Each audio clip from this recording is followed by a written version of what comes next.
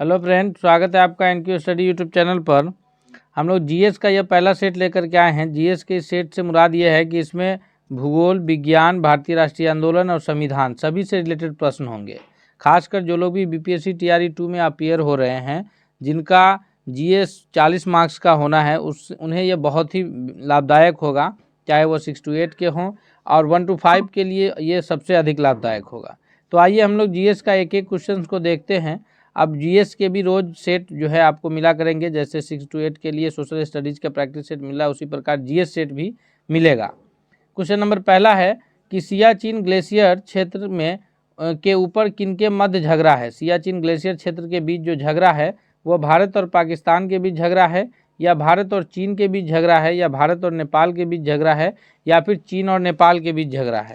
तो हम सभी जानते हैं कि ये जो झगड़ा है सियाचिन ग्लेशियर क्षेत्र में, यह भारत और पाकिस्तान के बीच मुख्य रूप से झगड़ा है। अर्थात इस प्रश्न का जो सबसे सही उत्तर होगा वो ऑप्शन नंबर ए है।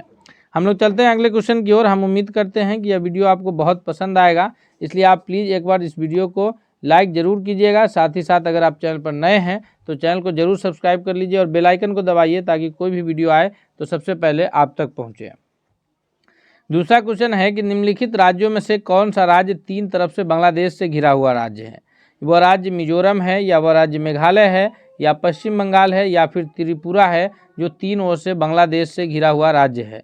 तो जब हम लोग भारत के मैप को देखेंगे तो तीन ओर से जो बांग्लादेश से घिरा हुआ राज्य है वह त्रिपुरा है। अर्थात ऑप्शन नंबर डी जो है इसका दूसरा नंबर क्वेश्चन के लिए वह सबसे सही उत्तर के रूप में जाना जाएगा।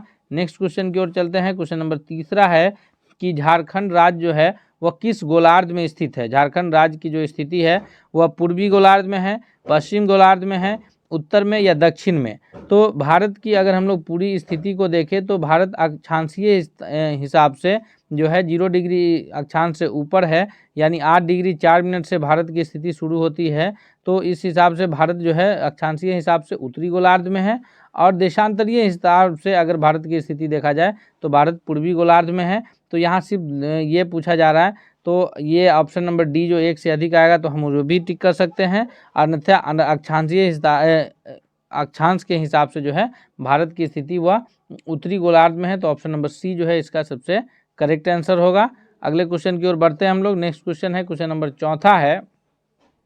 क्वेश्चन नंबर चौथा क्या कह रहा है कि निम्नलिखित में से कौन सा भारत का एक प्रवाल द्वीप समूह है। भारत का जो प्रवाल द्वीप समूह है वह अंडमान निकोबार द्वीप समूह है, अंडमान है, या निकोबार है, या मिनिकॉय है, या फिर लक्षद्वीप है। तो इस प्रश्न का अगर सबसे करेक्ट आंसर हम लोग देखें कि भारत का जो प्रवाल द्वीप समूह है वह है डी, यानी लक्षद्वीप। ऑप्शन नंबर डी जो है इसका सबसे करेक्ट आंसर है। अगले क्वेश्चन की ओर बढ़ते हैं हम लोग। नेक्स्ट क्वेश्चन है क्वेश्चन नंबर 5वां है कि नंदा देवी चोटी यह हिमालय के किस हिस्सा में है। अगर हम लोग हिमालय को देखते हैं तो हिमालय को अलग अलग हिस्सों में हम लोग कैटेगराइज करके देखते हैं। असम हिमालय, कुमायूं हिमालय, फिर नेपाल हिमालय, फिर पंजाब हिमालय। तो उसमें से जो नंदा देवी चोटी स्थित है वह कुमायूं हिमालय का हिस्सा है। अर्थात 5वां नंबर प्रश्न के लिए जो सबसे सही उत्तर के रूप में जाना जाएगा वह ऑप्शन नंबर बी जो है 5वां नंबर क्वेश्चन का सबसे करेक्ट आंसर है। नेक्स्ट क्वेश्चन की ओर बढ़ते हैं। क्वेश्चन नंबर 6 है कि भारत की जो सर्वोच्च चोटी है वह कौन सी है। भारत की सर्वोच्च चोटी गाडविन ऑस्टिन के नाम से जानी जाती है, या कंचनजंगा के नाम से जानी जाती है, या नंदा देवी है, या एवरेस्ट है। तो एवरेस्ट जो है वो दुनिया की सबसे ऊंची चोटी है। तो और यह भारत में स्थित ही नहीं है। भारत में स्थित यह कहाँ स्थित है, तो यह नेपाल में स्थित है। और इसको किस नाम से जाना जाता है, तो नेपाल में इसको सागर माथा के नाम से जानते हैं। किस नाम से, सागर माथा कहा जाता है। और भारत की जो सबसे ऊंची चोटी है वह है गाडविन ऑस्टिन, यानी ऑप्शन नंबर ए जो है 6 नंबर क्वेश्चन के लिए सबसे करेक्ट आंसर है। अगले क्वेश्चन की ओर बढ़ते हैं। नेक्स्ट क्वेश्चन है क्वेश्चन नंबर 7वां है कि अरावली पर्वत का जो सर्वोच्च शिखर है उसको किस नाम से जाना जाता है। अरावली पर्वत के सर्वोच्च शिखर को जो है गुरु शिखर कहा जाता है, शेर कहा जाता है, दोदा बेट्टा कहा जाता है, या फिर अमरकंटक पहाड़ी के नाम से जानते हैं। तो इसके लिए जो सबसे करेक्ट आंसर है अरावली पर्वत जो है वो भारत का सबसे प्राचीन पर्वत के रूप में जाना जाता है। और इसके जो ये है सबसे ऊंची चोटी है उसको गुरु शिखर कहते हैं। अर्थात ऑप्शन नंबर ए जो है क्वेश्चन नंबर 7वां के लिए सबसे करेक्ट आंसर है। अगले क्वेश्चन की ओर बढ़ते हैं हम लोग। नेक्स्ट क्वेश्चन है क्वेश्चन नंबर 8 है कि बोमडीला दर्रा भारत के किस राज्य में स्थित है। बोमडीला दर्रा जो है वो भारत के सिक्किम राज्य में स्थित है, मणिपुर राज्य में स्थित है, या फिर उत्तराखंड राज्य में स्थित है, या अरुणाचल प्रदेश राज्य में स्थित है। तो 8वां क्वेश्चन का जो सबसे करेक्ट आंसर है कि बोमडीला दर्रा जो भारत के अरुणाचल प्रदेश राज्य में स्थित है, अर्थात ऑप्शन नंबर डी जो है इसका सबसे करेक्ट आंसर है। नेक्स्ट क्वेश्चन की ओर चलते हैं। इससे पहले हम एक बार फिर आपसे रिक्वेस्ट करेंगे कि यह वीडियो आपको ज़रूर पसंद आएगा, इसलिए आप प्लीज़ इस वीडियो को लाइक कीजिए, और अगर आप चैनल पर नए हैं तो चैनल को जरूर सब्सक्राइब कीजिए। इस जीएस सेट का रोज़ हम लोग एक जीएस सेट परीक्षा तक करेंगे, जिसमें हम लोग भारतीय राष्ट्रीय आंदोलन, भूगोल, इतिहास प्लस साइंस से रिलेटेड क्वेश्चंस को देखेंगे। क्वेश्चन नंबर 9वां है कि जम्मू से श्रीनगर मार्ग जो है वह किस दर्रे से होकर के गुजरता है। जम्मू से जो श्रीनगर का मार्ग गुजरता है वह जोजिला दर्रा से होकर के, या बुर्जिल दर्रा से, या बनिहाल दर्रा से, या फिर पीर पंजाल दर्रा से। तो जम्मू से श्रीनगर को जो जोड़ने का कार्य करता है, जिस मार्ग से होकर के जम्मू से श्रीनगर का रास्ता जुड़ता है, वह बनिहाल दर्रा के नाम से जाना जाता है, अर्थात ऑप्शन नंबर सी जो है इस क्वेश्चन का सबसे सही उत्तर है। अगले क्वेश्चन की ओर बढ़ते हैं। क्वेश्चन नंबर 10 है कि निम्नलिखित में से कौन सुमेलित नहीं है। लिपुलेख दर्रा उत्तराखंड में सही है, रोहतांग दर्रा हिमाचल प्रदेश, यह भी करेक्ट है, पालघाट दर्रा केरल में, यह भी सही है।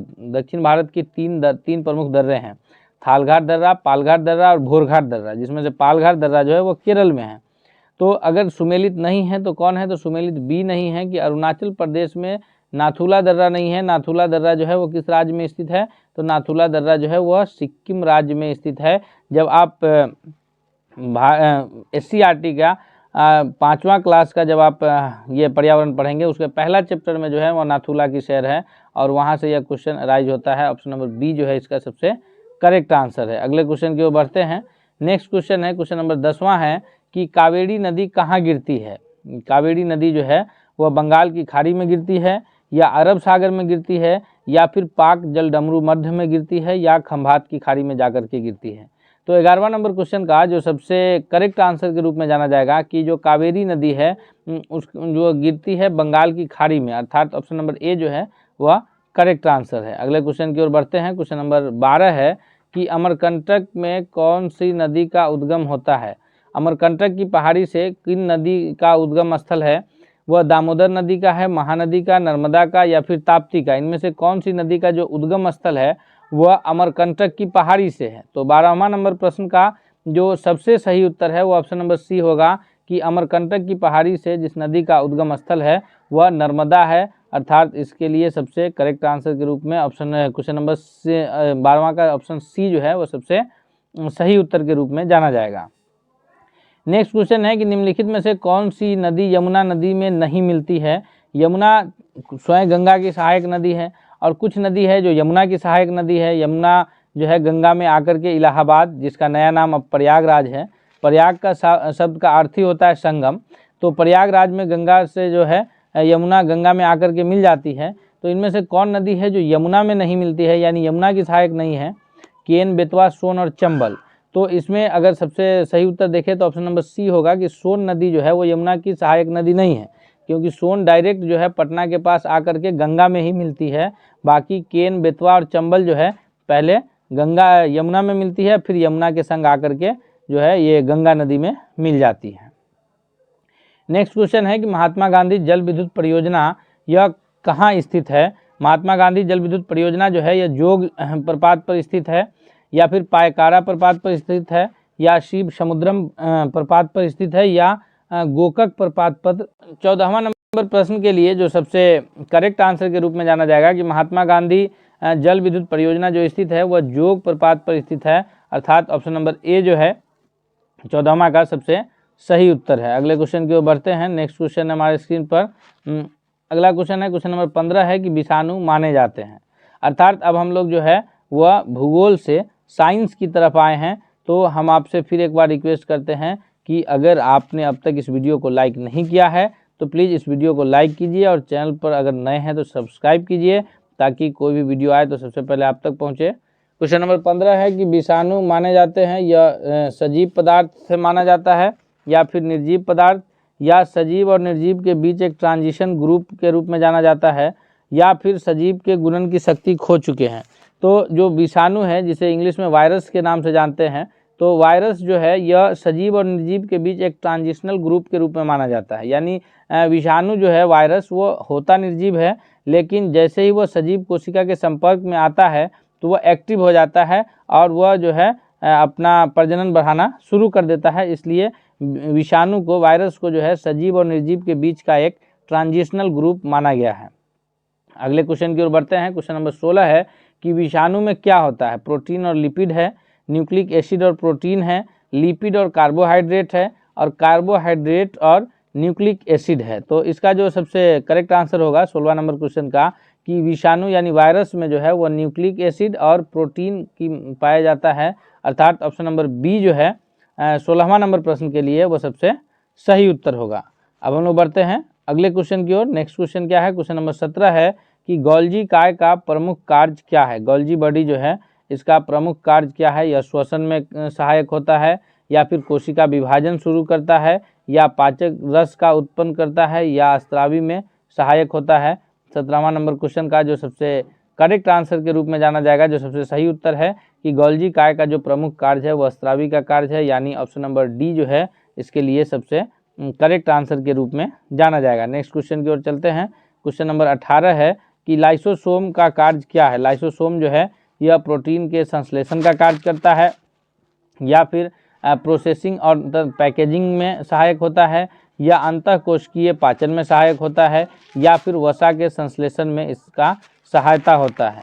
तो लाइसोसोम जो है, जिसको सुसाइडल बैग के नाम से भी जाना जाता है लाइसोसोम को, यानी कोशिका के आत्महत्या की थैली से कहा जाता है, इसका जो प्रमुख कार्य है वो प्रोसेसिंग और पैकेजिंग का है। इसलिए 18 नंबर क्वेश्चन का जो सबसे सही उत्तर होगा वो ऑप्शन नंबर बी के रूप में जाना जाएगा। अगले क्वेश्चन की ओर बढ़ते हैं। नेक्स्ट क्वेश्चन है, क्वेश्चन नंबर 19 है कि माइटोकॉन्ड्रिया किस में अनुपस्थित होता है? माइटोकॉन्ड्रिया यह कोशिका का एक हिस्सा है, कोशिका का एक भाग है। माइटोकॉन्ड्रिया को जो है power house of the cell के नाम से जानते हैं। क्या कहते हैं इसको? Power house of the cell, यानी ऊर्जागृह, कोशिका का ऊर्जागृह के नाम से जानते हैं।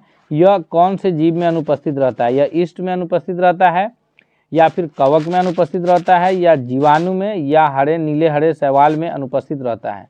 तो माइटोकॉन्ड्रिया की जो अनुपस्थिति पाई जाती है वो जनरली जीवाणु में, यानी बैक्टीरिया में जो है माइटोकॉन्ड्रिया की अनुपस्थिति पाई जाती है, अर्थात ऑप्शन नंबर सी जो है इसका सबसे करेक्ट आंसर है। अगला क्वेश्चन है, क्वेश्चन नंबर 20 है कि उर्वरक के अत्यधिक प्रयोग करने से क्या होता है? उर्वरक यानी जो रासायनिक खाद है जिसे हम लोग कहेंगे, तो उसका अधिक जब हम लोग प्रयोग करेंगे तो उससे मृदा प्रदूषण बढ़ेगा, साथ ही साथ उस मृदा से होकर के जब जल प्रवाहित होगा तो जल प्रदूषण बढ़ेगा, और वायु प्रदूषण भी उससे प्रभावित होगा। अर्थात इस क्वेश्चन का जो सबसे करेक्ट आंसर होगा वो ऑप्शन नंबर डी होगा कि उपयुक्त सभी हम लोग कहेंगे कि ये सभी जो है उर्वरक के अत्यधिक प्रयोग से होने वाले ये सभी वृद्धि हैं। अगले क्वेश्चन की ओर बढ़ते हैं। नेक्स्ट क्वेश्चन 20 के बाद जो है 21वां नंबर क्वेश्चन है कि डीएनए में क्या होता है? सॉरी, गुणसूत्र में होते हैं। गुणसूत्र में जो है डीएनए और लिपिड होता है, या फिर आरएनए और एमिनो एसिड होता है, या फिर डीएनए और प्रोटीन होता है, या आरएनए और शुगर होता है? तो 21वां नंबर क्वेश्चन का जो सबसे करेक्ट आंसर है वो ऑप्शन नंबर सी है कि गुणसूत्र में जो है डीएनए और प्रोटीन जो है पाया जाता है। और मनुष्य में जो है यह गुणसूत्र 23 जोड़ा होता है, यानी 46 गुणसूत्र जो है मनुष्य में पाया जाता है, जो कि आनुवांशिक गुणों का वाहक भी है। और ये गुणसूत्र जो है मनुष्य में 46 जोड़ी पाया जाता है, जिसमें और 22 जोड़ी सेम होता है। 23वां जोड़ी जो है स्त्री में XX और पुरुष में XY होता है, और इसी गुणसूत्र की वजह से जो है पुत्र और पुत्री की ये पैदाइश पर डिपेंड करता है। अगले क्वेश्चन की ओर बढ़ते हैं हम लोग। नेक्स्ट क्वेश्चन है कि आनुवांशिकता का जनक कौन है? आनुवांशिकता यानी जो हेरिडिटी है, इसके जनक कौन है? लैमार्क है, डार्विन है, मेंडल है, या फिर खुराना है? तो 22वां नंबर प्रश्न का जो सबसे करेक्ट आंसर है कि जो हेरिडिटी के जनक के रूप में जाने जाते हैं वो मेंडल को जाना जाता है। अर्थात 22वां नंबर क्वेश्चन के लिए जो सबसे सही उत्तर है वो ऑप्शन नंबर सी है। चलते हैं अगले क्वेश्चन की ओर। क्वेश्चन नंबर 23 है कि निम्नलिखित युग्मों में से कौन सा युग्म सुमेलित नहीं है? यानी ये जो है हमारे पास सामने विटामिन और उनके कुछ रासायनिक नाम दिए हैं, तो इनमें से कौन जो है विटामिन और रासायनिक नाम साथ ही साथ जो है उसके कौन सी कमी से होने वाले रोग? तो थायमिन की कमी से बेरी बेरी रोग, विटामिन डी की कमी से सूखा रोग, विटामिन के की कमी से जो है वंध्यापन है, और नियासिन जो है वो प्लेग्रा की कमी से नियासिन की कमी से प्लेग्रा रोग। तो अगर हम लोग ध्यान से देखें तो थायमिन जो है विटामिन B1 का नाम है, जिससे बेड़ी बेड़ी रोग होता है, जो कि सही सुमेलित है। विटामिन डी से सूखा रोग होता है, हड्डियां कमज़ोर होता है, और जिसे बचपन में जो है रिकेटस के नाम से जाना जाता है। अगर विटामिन के की बात करें तो विटामिन के की कमी से जो है वो रक्त की कमी, रक्त का थक्का बनना रुक जाता है, रक्त सही से थक्का नहीं बन पाता है, तो ये गलत है, सही सुमेलित नहीं किया गया है। वंध्यापन जो है यानी किसी का कम दिखना, वो विटामिन ए की कमी से होता है, ना कि के की कमी से। इसलिए 23वां नंबर क्वेश्चन के लिए सही उत्तर क्या होगा? ऑप्शन नंबर सी होगा। अगले क्वेश्चन की ओर बढ़ते हैं। क्वेश्चन नंबर 24 है कि ईईजी से जिस अंग की कार्य प्रणाली प्रकट होता है वो कौन सा अंग है? हृदय है यानी हार्ट है, या फिर ब्रेन मस्तिष्क है, या कान है, या यकृत है यानी लीवर है। तो ईईजी के जरिए जो है वह मस्तिष्क के कार्य प्रणाली को प्रकट किया जाता है, अर्थात ऑप्शन नंबर बी जो है वो करेक्ट आंसर होगा। और ईसीजी के जरिए जो है वो हार्ट की कार्य प्रणाली को प्रकट किया जाता है। याद रखेंगे, ईईजी और ईसीजी दो मिलते जुलते नाम हैं, और इनसे हम लोग को कन्फ्यूज होने की कतई आवश्यकता नहीं है। अगले क्वेश्चन की ओर बढ़ते हैं। नेक्स्ट क्वेश्चन क्या है?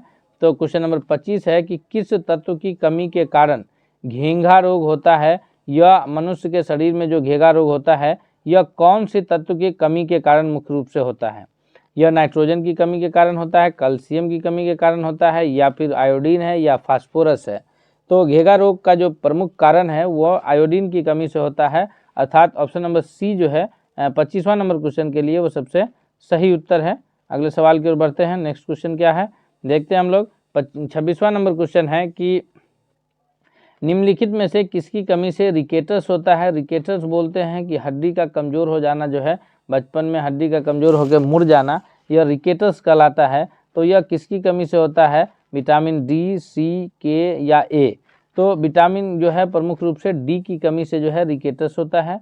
विटामिन सी जो है वो सर्दी बुखार में जो है ये काम करता है। विटामिन के की कमी से जो है रक्त थक्का नहीं बना पाता है। विटामिन ए की कमी से जो है वो रतौंधी नामक रोग हो जाता है, अर्थात 26वां नंबर सवाल के लिए जो सबसे सही उत्तर है वो ऑप्शन नंबर ए है।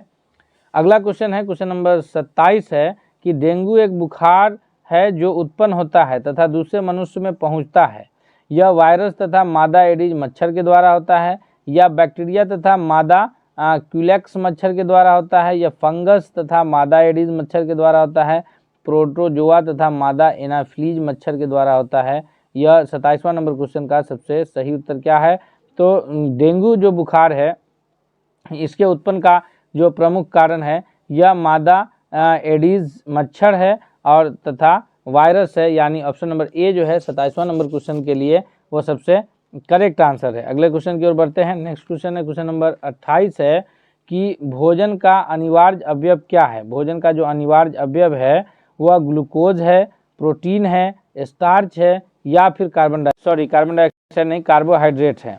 तो अगर हम लोग भोजन का जो अनिवार्य अवयव के रूप में इसमें से इन चारों में से अगर हम लोग को आंसर छांटना हो तो सबसे जो अनिवार्य रूप है वह है कार्बोहाइड्रेट, जिससे हमें ऊर्जा की प्राप्ति होती है। कार्बोहाइड्रेट से हमें ऊर्जा की प्राप्ति होती है, अर्थात 28वां नंबर क्वेश्चन के लिए जो सबसे सही उत्तर होगा वो ऑप्शन नंबर डी होगा।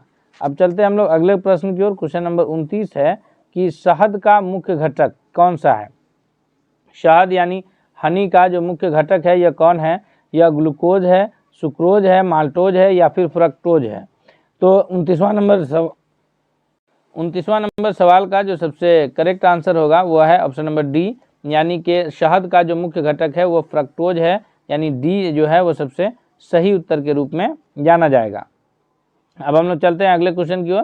क्वेश्चन है 30 है कि सेरेब्रम किससे संबंधित है? सेरेब्रम जो है यह यकृत यानी लीवर से संबंधित है, या फिर हृदय से संबंधित है, या दिमाग ब्रेन से संबंधित है, या नाड़ी से संबंधित है?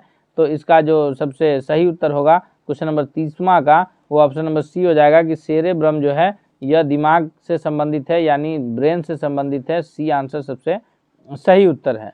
अब हम लोग चलते हैं 31वां सवाल की तरफ। 31वां नंबर सवाल जो है यह भारतीय संविधान से रिलेटेड प्रश्न है, अर्थात हम लोग भूगोल और विज्ञान के प्रश्नों को देख चुके हैं, अब हम लोग आए हैं भारतीय संविधान की तरफ। तो हम आपसे फिर से एक बार यह रिक्वेस्ट करते हैं कि अगर आप अब तक चैनल पर नए हैं और चैनल को सब्सक्राइब नहीं किए हैं तो प्लीज़ आप एक बार चैनल को सब्सक्राइब करके बेल आइकन दबा लीजिए, ताकि कोई भी वीडियो आए तो सबसे पहले आप तक पहुंचे। साथ ही साथ आपसे यह रिक्वेस्ट है कि अगर आपने अब तक वीडियो को लाइक नहीं किया है तो प्लीज़ आप इस वीडियो को लाइक कीजिए और दोस्तों के बीच भी शेयर कीजिए, ताकि आपके साथ साथ आपके दोस्त भी इससे फ़ायदा उठा सकें। क्वेश्चन नंबर 31 है कि भारतीय संविधान का जो सबसे बड़ा एकाकी स्रोत है वो कौन सा है। यानी भारतीय संविधान जो लिखा गया है तो इसमें जो सबसे ज़्यादा जो बातें इस्तेमाल की गई है वो कौन से स्रोत से लिया गया है। वो ब्रिटिश शासन से लिया गया है, या यूएसए का बिल ऑफ राइट्स है, या फिर गवर्नमेंट ऑफ इंडिया एक्ट 1919 है, या गवर्नमेंट ऑफ इंडिया एक्ट 1935 है। तो इसका जो सबसे सही जवाब है ऑप्शन नंबर डी है कि यह सबसे जो एकाकी बड़ा स्रोत है वह है गवर्नमेंट ऑफ इंडिया एक्ट 1935। अगला क्वेश्चन है क्वेश्चन नंबर 32 है कि भारतीय संविधान में जो समवर्ती सूची है वो कहाँ से लिया गया है। भारतीय संविधान में 3 प्रमुख सूचियां हैं। एक तो है समवर्ती सूची जिसे इंग्लिश में कॉन्क्रीट लिस्ट कहते हैं, दूसरा है संघ सूची जिसे सेंट्रल लिस्ट कहते हैं, और तीसरा है राज्य सूची जिसे स्टेट लिस्ट कहते हैं। तो राज्य सूची में जो भी विषय शामिल है उस पर राज्य सरकार कानून बनाती है। संघ सूची में जो भी विषय शामिल है जैसे विदेश मामले हो, रेलवे हो, तो इन सारे पर जो है केंद्र सरकार कानून बनाती है। और समवर्ती सूची में जैसे शिक्षा जैसे विषय हैं जिस पर केंद्र और राज्य दोनों सरकार को कानून बनाने का पूरा अधिकार प्राप्त है। अर्थात 32वां नंबर सवाल के लिए जो सबसे सही उत्तर के रूप में जाना जाएगा वो ऑप्शन नंबर बी है कि यह ऑस्ट्रेलिया के संविधान से लिया गया है कि समवर्ती सूची की अवधारणा अपने संविधान में। क्वेश्चन नंबर 33 है कि भारतीय संविधान में मौलिक अधिकार के विचार जो है ये कहाँ से लिए गए हैं। अगर हम लोग मौलिक अधिकार पर चर्चा करें तो यह भारतीय संविधान के भाग 3 के अनुच्छेद 12 से 25 के बीच 12 से 35 के बीच जो है भारतीय संविधान में यह मौलिक कर्तव्य को निर्धारित किया गया है, जिसमें 6 मौलिक कर्तव्य जो है मौलिक कर्तव्य की बात हो रही है, मौलिक अधिकार नहीं, क्षमा चाहते हैं, हम मौलिक अधिकार पर चर्चा कर रहे थे। तो मौलिक कर्तव्य की जो बात है तो मौलिक कर्तव्य का निर्धारण जो है वो भारतीय संविधान निर्माता ने नहीं किया था, बल्कि बाद में इसे जो है संविधान संशोधन के द्वारा मौलिक कर्तव्य को जोड़ा गया है। यह मौलिक कर्तव्य को किन के द्वारा जोड़ा गया है तो यह सरवण सिंह समिति ने, जब सरदार सरवण सिंह समिति ने जब इस पे अपना ये रिपोर्ट पेश किया था तो मूल कर्तव्य निर्धारित किया गया था, जो कि भाग 4A में, किसमें, भाग 4A में और अनुच्छेद 51A में जो है मौलिक कर्तव्य निर्धारित किए गए हैं, जो कि रूस के संविधान से लिया गया है। अर्थात 33वां नंबर सवाल के लिए सबसे सही उत्तर ऑप्शन नंबर सी है।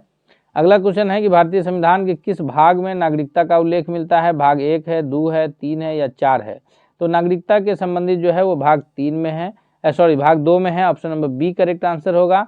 ये मौलिक अधिकार भाग 3 में है और जो है राज्य के नीति निर्देशक तत्व वह भाग 4 में है। और अभी जो हम लोग पीछे चर्चा कर रहे थे 4 का ए, जिसमें मौलिक कर्तव्य निर्धारित है।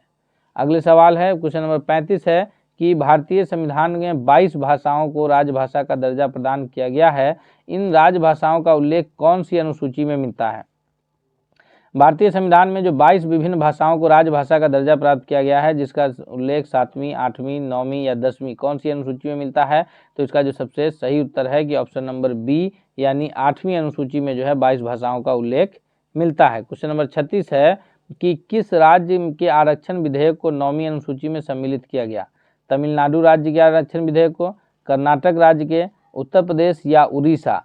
तो इसका जो सबसे सही उत्तर है 36वां नंबर सवाल का कि तमिलनाडु राज्य के जो विधेयक है, आरक्षण विधेयक है, उसे जो है 9वीं अनुसूची में शामिल किया गया है।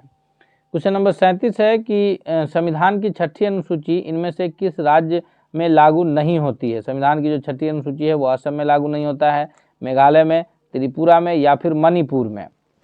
तो 37वां नंबर क्वेश्चन का जो सबसे करेक्ट आंसर है कि 6ठी अनुसूची जो है वो मणिपुर में लागू नहीं होता है, अर्थात ऑप्शन नंबर डी जो है वो सबसे करेक्ट आंसर है। क्वेश्चन नंबर 38 है कि भारतीय संविधान की 11वीं अनुसूची किससे संबंधित है। वह पंचायती राज से है, नगर पालिका से है, केंद्र राज्य संबंध से है या इनमें से कोई नहीं। तो इसका जो सबसे करेक्ट आंसर है ऑप्शन नंबर ए है कि 11वीं अनुसूची जो है वह पंचायती राज से संबंधित है, जिसको 73वें संविधान संशोधन के द्वारा जोड़ा गया है। कौन सा संविधान संशोधन के द्वारा, तो 73वां संविधान। और 12वीं जो अनुसूची है वो नगर पालिका से संबंधित है, जिसको 74वें संविधान संशोधन के द्वारा जोड़ा गया है। याद रखेंगे हम लोग कि संविधान की जो 11वीं अनुसूची है वह 73वें संविधान संशोधन के द्वारा पंचायती राज से संबंधित है, और जो 12वीं अनुसूची है वो नगर पालिका से संबंधित है, जो 74वें संविधान संशोधन के द्वारा जोड़ा गया है। अगला क्वेश्चन है, क्वेश्चन नंबर 39 है कि किसी राज्य में अनुच्छेद 356 के अंतर्गत राष्ट्रपति शासन सामान्यतः अधिकतम कितनी अवधि के लिए लगाया जा सकता है? 1 वर्ष, 2 वर्ष, 3 माह, 6 महीना। तो इसका जो सबसे करेक्ट आंसर है कि किसी राज्य में जो है मैक्सिमम 6 महीना के लिए जो है ये राष्ट्रपति शासन लगाए जा सकते हैं। उसके पश्चात जो है फिर वहाँ पुनः वापस फिर से चुनाव कराना पड़ता है और वहाँ उसके बाद जो है नए दल के सरकार गठित होती है। क्वेश्चन नंबर 40 है कि मौलिक अधिकार के बारे में सुनवाई करने का अधिकार किसको दिया गया है? मौलिक अधिकार जो निर्धारित है अनुच्छेद 12 से 35 तक, तो उसके बारे में जो अधिकार के बारे में जो सुनवाई करने का अधिकार है वो सर्वोच्च न्यायालय को है, उच्च न्यायालय को है, प्रधानमंत्री को है या सर्वोच्च एवं उच्च दोनों न्यायालय को है। तो राज्य में अगर किसी के मौलिक अधिकार का हनन होता है तो वहाँ जो है सर्वोच्च न्यायालय उसकी सुनवाई कर सकता है, और अगर ये जो है देश लेवल पर बड़े स्तर पर अगर हो रहा है तो वहाँ पर फिर जो है सर्वोच्च न्यायालय करेगा। अर्थात सर्वोच्च न्यायालय और उच्च न्यायालय दोनों जो है वो मौलिक अधिकार का रक्षक है, और न्यायालय जो है वो संविधान का रक्षक भी है, इस हिसाब से जो है मौलिक अधिकार का भी रक्षक है। अब हम लोग इस प्रकार आज 40 महत्वपूर्ण प्रश्न जो कि विज्ञान, भूगोल और भारतीय संविधान से था उसे देखे हैं। हम अगले दिन अगला जीएस सेट लेकर के आएंगे, तब तक के लिए धन्यवाद। अब हम चलते चलते आपसे फिर रिक्वेस्ट करेंगे कि अगर आप अब तक चैनल पर नए हैं तो प्लीज़ आप चैनल को सब्सक्राइब कर लीजिए, बेल आइकन को दबा लीजिए ताकि कोई भी वीडियो आए तो सबसे पहले आप तक पहुंचे, और साथ ही साथ इस वीडियो को लाइक करिए और दोस्तों के बीच भी शेयर कीजिए ताकि सभी लोग की बेहतर तैयारी हो सके। मिल देंगे अगले जीएस सेट के साथ अगले दिन, तब तक के लिए धन्यवाद।